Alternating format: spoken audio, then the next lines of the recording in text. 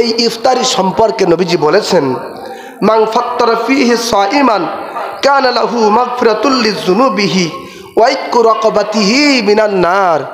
নবীজি বলেন, যারা মাহে রমজানুল মুবারকে কোন রোজাদারকে ইফতারি করাবে, কি করাবে? একটু কথা বলেন, কি করাবে? ইফতারি করাবে। আমি নবীজি বলে দিলাম তার জন্য 3টি পুরস্কার। কয়টা? একটু জোরে বলেন, কয়টা? 3টা পুরস্কার। নবীজি বলছেন ওয়াইতকু রাকাবাতিহি মিনান নার।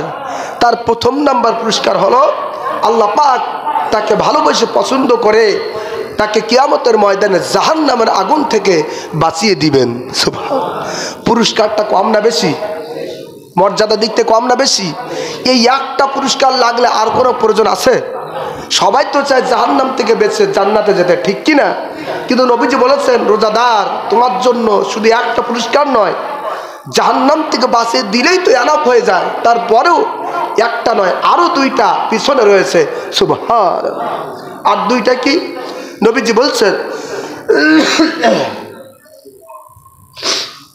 যারা রোজাদারদেরকে ইফতারি করাবে ওই সমস্ত ব্যক্তিদের জিন্দেগারির বিগত জীবনের সমস্ত গুনাহগুলো আল্লাহ পাক মাফ করে দিবেন। সুবহানাল্লাহ। সমস্ত গুনাহ মাফ। কিয়ামতের ময়দান, হাসরের ময়দানে বুক ফুলিয়ে হাসরবাসীদের সামনে উঠবে, বলবে, আরে আমি দুনিয়াতে রোজাদারদেরকে ইফতারি করিয়েছিলাম, যে কারণে আল্লাহ পাক আমাকে মাসুম করেছেন, গুনাহ মাফ করেছেন। আজকে আমি নিষ্পাপ হয়ে গেলাম, আজকে আমার জীবনের গুনাহ মাফ, জাহান্নামের দরজা বন্ধ, জান্নাতে যে চলে যাব, বুক ফুলিয়ে ফুলিয়ে আল্লাহর জান্নাতে চলে যাবে। সুবহানাল্লাহ। তাহলে 1 নম্বরে জাহান্নামের আগুন মাফ, 2য় নম্বরে বিগত জীবনের সমস্ত সগীরা গুনাহগুলো মাফ হয়ে যাবে, আর 3য় নম্বরে নবীজি বলছেন, যারা রোজাদারদেরকে ইফতারি করাবে মাহে রমজানে ওই সমস্ত ব্যক্তিদের রোজাদারের 3য় নম্বর পুরস্কার হলো, যে ব্যক্তিটাকে ইফতারি করানো হয়েছে সারাদিন খুব কষ্ট করে রোদে গরমে ইফতারি করে সামান্য কিছু খাদ্য খেয়ে ইফতারি করলো, এই যে সারাদিন রোজা রেখে যে পরিমাণ সওয়াব হয়েছে, সম পরিমাণ সওয়াব ইফতারি দাতার আমল নামে আল্লাহ পাক দান করে দিবেন। সুবহান, চিল্লায় বলেন সুবহানাল্লাহ। তাহলে যিনি ইফতারি করাবেন তার শুধু জীবনের গুনাহ মাফ নয়, তার শুধু জাহান্নামের আযাব মাফ নয়, বরং কিয়ামতের ময়দানে, হাসরের ময়দানে বুক ফুলিয়ে অসংখ্য অগণিত সওয়াব নিয়ে মানুষকে দেখিয়ে জান্নাতে যেতে পারবে, ঠিক কিনা বলেন? সাহাবায়ে কেরাম প্রশ্ন করলেন, ইয়া রাসূলুল্লাহ, ইয়া হাবিবাল্লাহ, লাইসা কুল্লুনা নাজিদু মা নুফাত্তিরু বিহি সাইম। নবীজি, আপনি যে ইফতারের ফজিলাতের কথা বললেন, অনেক ফজিলাত, অনেক মর্যাদা, অনেক বরকত, জীবনের গুনাহ মাফ, এরপরে অসংখ্য সওয়াব, জাহান্নামের আগুন মাফ। নবীজি, তবে আমাদের একটু সমস্যা রয়েছে। সমস্যাটা কি? নবীজি, আমাদের মধ্যে, সাহাবীদের মধ্যে সকলকে তো ইফতারি দেওয়ার মতো সামর্থ্য নাই। সুবহানাল্লাহ বলেন।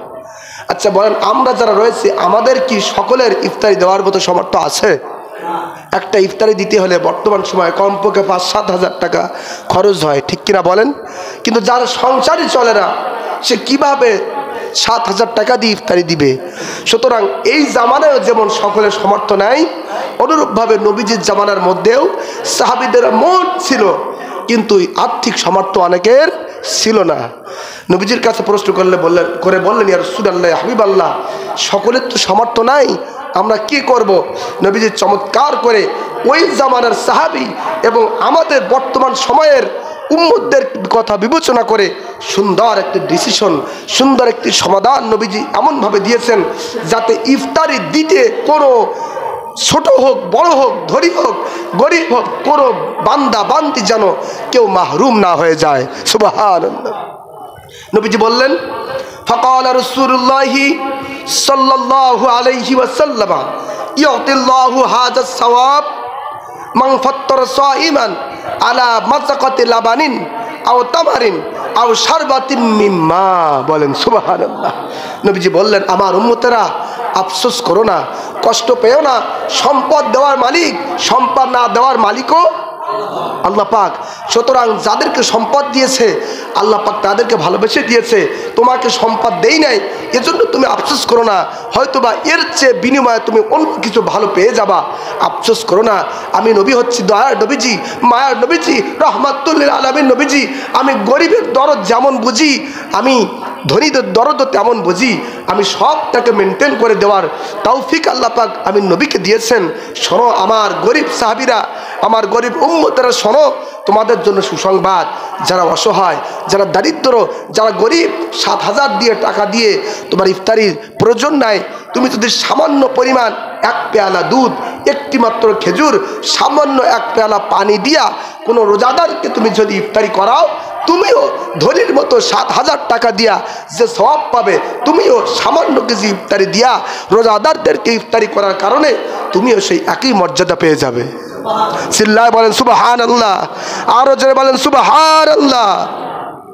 কত সুন্দর চমৎকার উদাহরণ আমার নবীজি দিয়েছেন। প্যারা ভাইরা আমার, এজন্য এই যে মাহে রমজানে ইফতারি দেওয়া হয়, আমরা লিস্টিতে সবাই রয়েছি, আছি না নাই? প্রায় অধিকাংশ মানুষই আমরা রয়েছি। আমরা সবাই চেষ্টা করব, ধনী হোক গরিব হোক, আমরা কেউই ইফতারি থেকে মাহরুম হব না। 50 টাকা, 10 টাকা, 20 টাকা দিয়ে হলেও আমরা রোজাদারদের ইফতারির মধ্যে শরিক থাকবো, পারবো না ইনশাল্লাহ? আর ভাই, আপনার পাশের ভাই একটু ধনী বা মোটামুটি সমর্থবান, সে 7,000 টাকা দিয়ে ইফতারি দিচ্ছে, আপনি যদি তাকে বলেন ভাই আপনার টাকা পয়সা রয়েছে, আপনি ইফতারি দিচ্ছেন, ভালো কথা, আপনার ওই ইফতারির সাথে আমার 50টা টাকা একটু ঢুকিয়ে নেন, আমাকেও একটু শরিক রাখেন, কেউ কি না বলবে? জোরে বলেন, কেউ না বলবে? কেউ না বলবে না।